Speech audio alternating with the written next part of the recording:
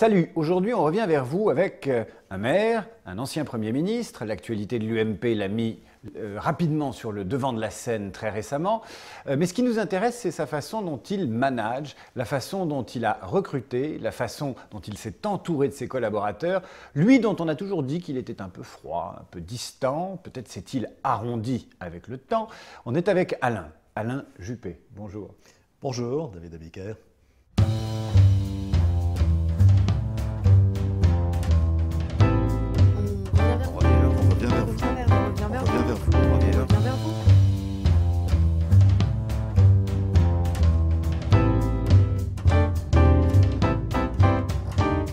Est-ce que vous avez un souvenir d'entretien de recrutement qui ne soit pas l'oral de l'ENA? C'était en 1976. Je me souviens très bien, c'était un samedi matin. J'étais encore très jeune fonctionnaire, donc je me suis sapé parce que j'avais rendez-vous au cabinet du Premier ministre. Et mon recruteur, c'était Jérôme Monod. J'étais dans mes petits souliers, donc voilà, il s'est entretenu avec moi, il m'a un peu testé pendant une demi-heure. Le lendemain, deuxième étape de l'entretien d'embauche, c'était avec le Premier ministre Jacques Chirac. Là, ça a été expéditif. Bonjour, d'accord, on y va, voilà, très rapide. Comment Jacques Chirac peut embaucher comme ça à la va-vite, même sur proposition ou sur conseil d'un Jérôme Monod? Comment c'est possible? Parce qu'il avait une confiance absolue en Jérôme Monod, parce que Jérôme Monod, en réalité, bon, je ne vais pas faire toute l'histoire, me connaissait déjà, avait pris beaucoup de renseignements sur moi, voilà, et Jacques Chirac avait besoin d'un collaborateur qui soit en particulier une plume. J'ai commencé comme nègre. Hein. Quel type de recruteur êtes-vous? Est-ce que vous avez des questions fétiches? Oui, la question que je pose souvent, c'est est-ce que vous avez envie?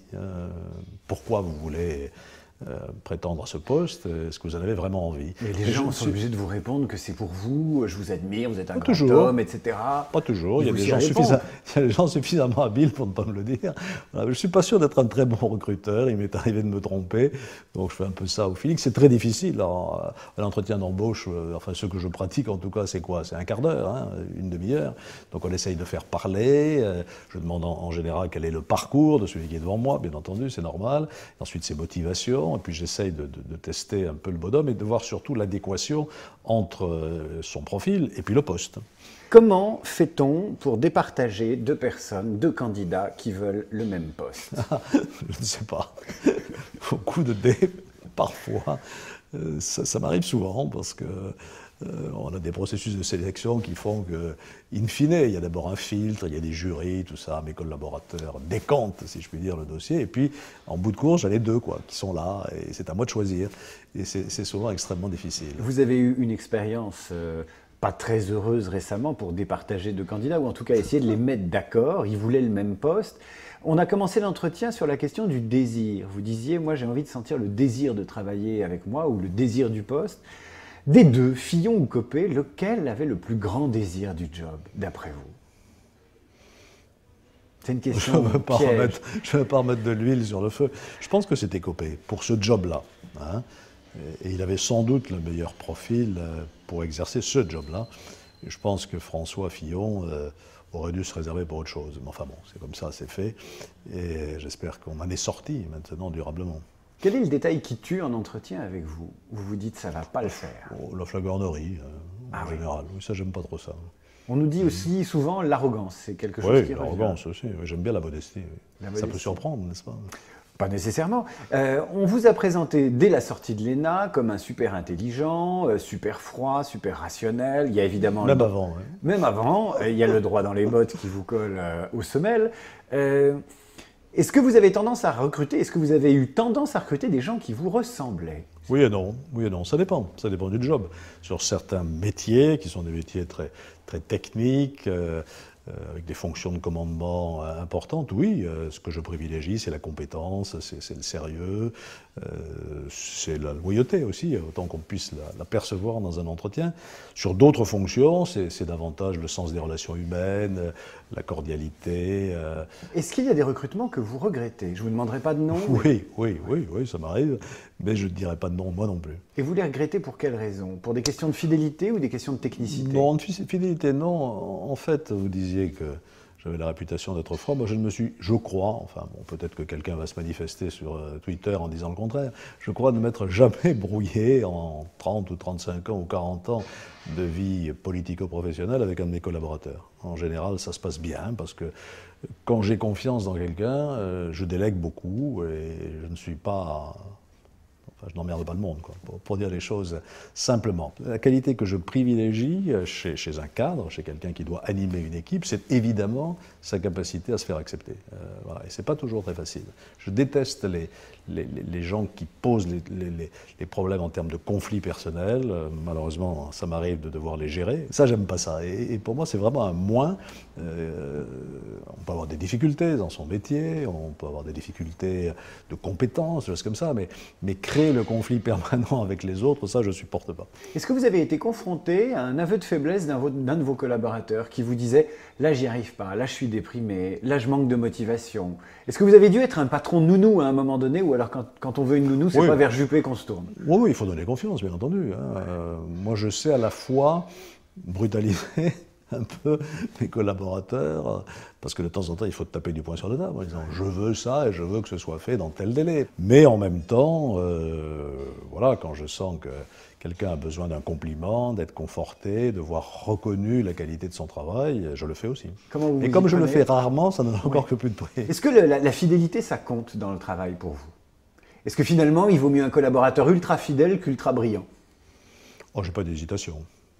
Il vaut mieux quelqu'un d'ultra fidèle. Et la fidélité politique, pour moi, est une qualité essentielle.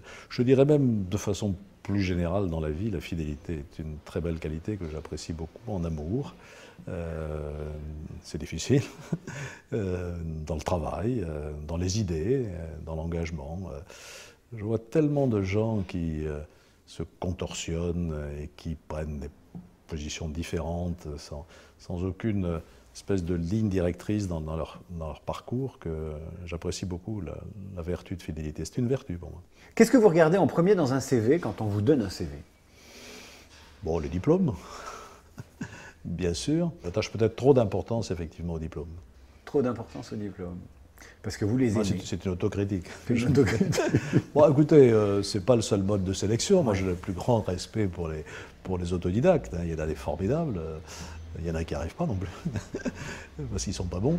Donc, j'en fais pas une religion absolue, mais c'est quand même un signe. Et quand j'entends dire ici ou là que, diplôme ou pas diplôme, les jeunes ne trouveront pas de boulot et qu'ils sont voués au chômage, ce n'est pas vrai. Et il ne faut pas laisser se propager cette idée. On a beaucoup plus de chances d'en trouver quand on a des diplômes que quand on n'en a pas.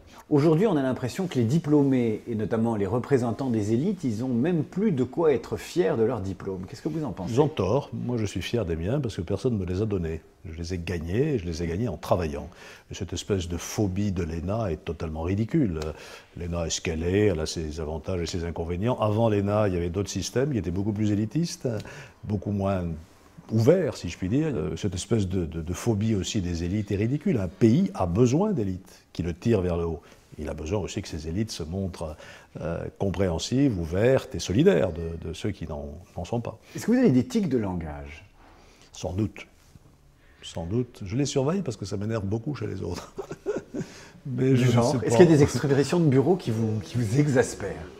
Ah non, ce qui m'exaspère, c'est le franglais. Ouais. Ah, ça, je ne supporte pas. Cette espèce de snobisme qui consiste à truffer son propos de mots anglais, tout simplement parce qu'on ne parle pas anglais. Et quand je te donne l'illusion de parler anglais en mettant en français des mots anglais, ça m'énerve. Maintenant, on ne fait plus d'inauguration, on fait des grand openings, enfin, ou des machins comme ça, c'est absolument ridicule. Moi, je biffe régulièrement dans les notes qu'on me fait. Par exemple, il y a une manie chez moi, dans l'aménagement urbain, on fait des workshops. Voilà, on fait des workshops. Un atelier de travail, c'est vachement bien, non? Et ça dit la même chose, exactement. Quelle est la qualité professionnelle que vous auriez voulu ou que vous aimeriez encore développer? Chez moi? Bah oui. Beaucoup, sans doute, parce que je suis loin d'être parfait, contrairement à ce qu'on a dit ici ou là.